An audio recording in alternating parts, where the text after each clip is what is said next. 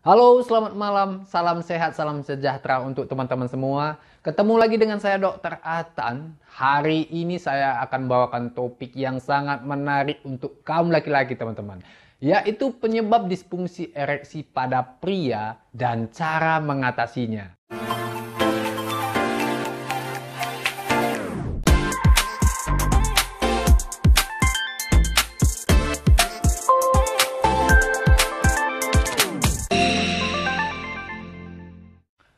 Disfungsi ereksi menjadi masalah kesehatan yang paling ditakutkan oleh para laki-laki, teman-teman. Keluhan pada senjata pria yang satu ini bisa membuat hubungan rumah tangga menjadi dingin atau kurang harmonis, teman-teman. Meski begitu, banyak pria itu masih sungkan, merasa malu untuk mengunjungi dan berkonsultasi sama dokter. Padahal, disfungsi ereksi ini bisa diatasi dengan mencari tahu penyebabnya, teman-teman. Jadi, supaya teman-teman lebih mengerti, teman-teman harus tahu dulu apa sih ini disfungsi ereksi atau impotensi. Jadi, disfungsi ereksi ini adalah ketidakmampuan seorang pria untuk mencapai atau mempertahankan ereksi dengan baik untuk berhubungan intim, teman-teman. Membangkitkan gairah seksual pada seorang pria memang bukan proses yang mudah, teman-teman. Proses ini membutuhkan kerjasama yang baik dari otak, saraf, otot, pembuluh darah, hormon, dan emosi, teman-teman. Nah, jadi disfungsi ereksi ini biasanya terjadi bila hal-hal tersebut menjadi masalah. Atau mungkin penyebabnya adalah kombinasi dari beberapa kondisi yang tadi, teman-teman. Misalnya pembuluh darah, gangguan pada saraf, otot, hormon, dan emosi. Jadi, supaya lebih jelas, teman-teman, berikut ini beberapa penyebab seorang pria mengalami disfungsi ereksi. Yang pertama, mengidap penyakit tertentu, teman-teman. Seringkali yang menjadi penyebab seorang pria ini mengalami disfungsi ereksi adalah adanya penyakit tertentu, teman-teman. Penyakit apakah itu, dok? Misalnya tekanan darah tinggi, diabetes, penyakit jantung, penyumbatan pembuluh darah atau sering disebut arteriosklerosis, teman-teman ya. Selain itu bisa juga disebabkan oleh obesitas, teman-teman, atau kegemukan. Tidak hanya itu, teman-teman, beberapa kondisi lainnya juga bisa diketahui dapat menyebabkan gangguan ereksi. Seperti gagal ginjal, sirosis, penyakit paru obstruktif kronik atau sering kita sebut dengan PPOK. Biasanya PPOK ini sering dialami oleh para perokok berat. Selain itu, penyakit yang menyerang sistem saraf, teman-teman, seperti epilepsi, multiple sclerosis, stroke, Alzheimer, dan Parkinson, teman-teman. Selain itu, biasanya karena hormon. Hormon tertentu juga cukup sering menyebabkan disfungsi ereksi, teman-teman. Misalnya pada hipertiroid atau kelebihan hormon tiroid. Selain itu, hipotiroid, kekurangan hormon tiroid, teman-teman. Penyebab yang kedua, memiliki masalah psikologis.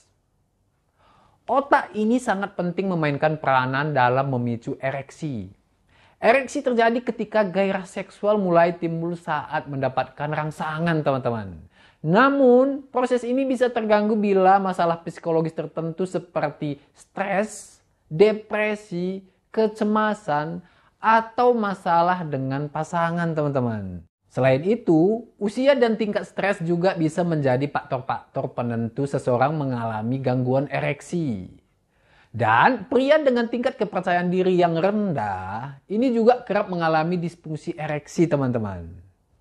Penyebab yang ketiga, mengkonsumsi obat-obatan tertentu.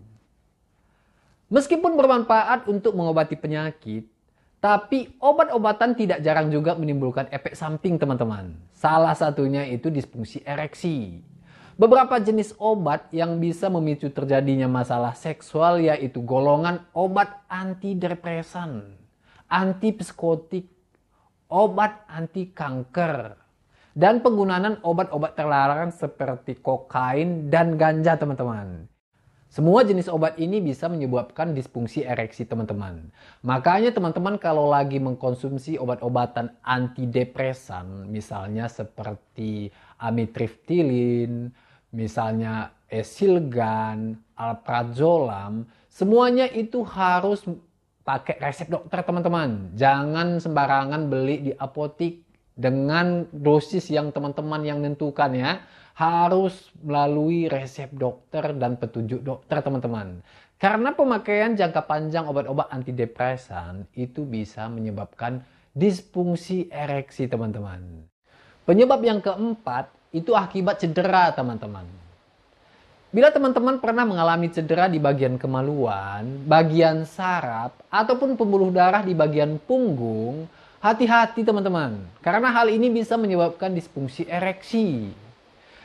Cedera di sekitar kemaluan juga bisa memicu pembentukan jaringan parut dan membuat posisi penis menjadi melengkung secara tidak normal selama ereksi teman-teman.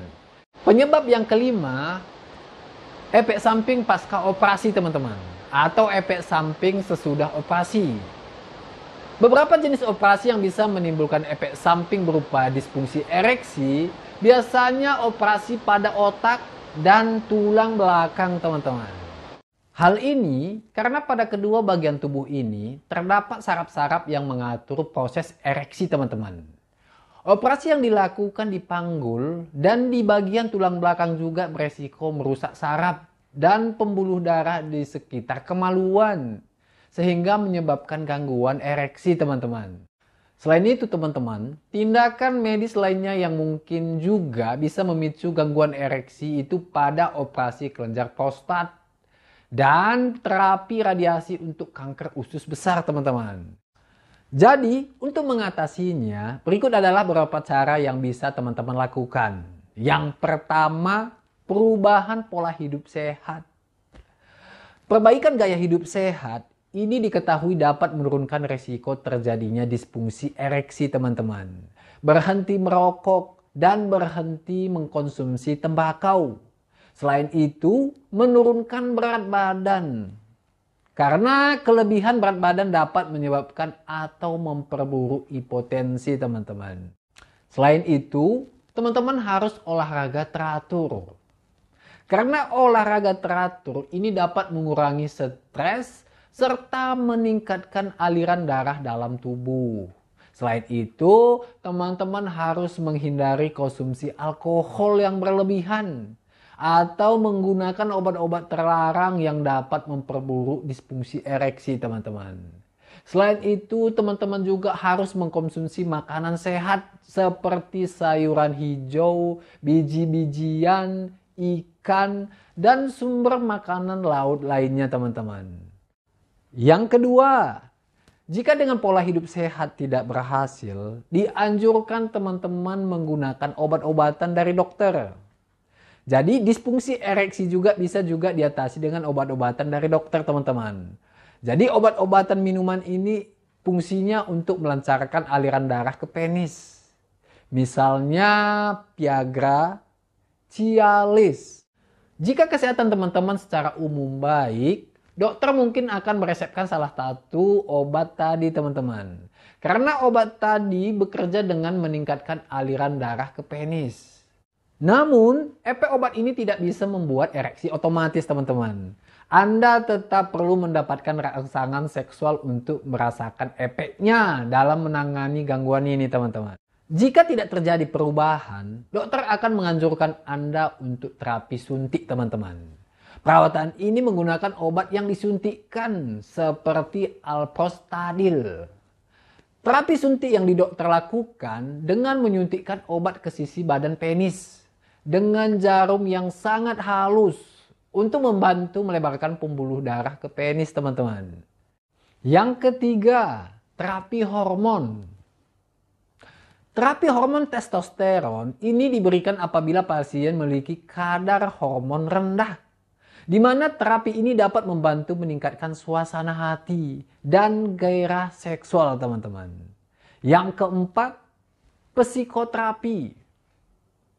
Jika disfungsi ereksi disebabkan oleh faktor psikologis, misalnya teman-teman yang lagi stres, lagi depresi, dokter mungkin akan menyarankan teman-teman untuk berkonsultasi kepada psikolog. Psikoterapi yang tepat ini diketahui dapat mengatasi disfungsi ereksi teman-teman, bahkan tanpa bantuan obat. Selain itu, pria yang sudah menikah juga mungkin membutuhkan konseling pernikahan bersama pasangan dengan psikolog.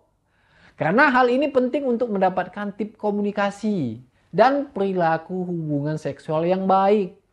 Sehingga disfungsi ereksi ini tidak sampai berdampak pada keharmonisan rumah tangga, teman-teman. Gimana kalau semuanya tidak berhasil? Jika pola hidup sehat, pengobatan, dan psikoterapi tetap tidak membuahkan hasil yang diharapkan, dokter mungkin akan merekomendasikan teman-teman untuk tindakan operasi untuk mengatasi disfungsi ereksi, teman-teman. Bila teman-teman mengalami disfungsi ereksi, jangan sungkan untuk berkonsultasi dengan dokter andrologi, teman-teman. Hindari mencari pengobatan herbal atau pengobatan alternatif.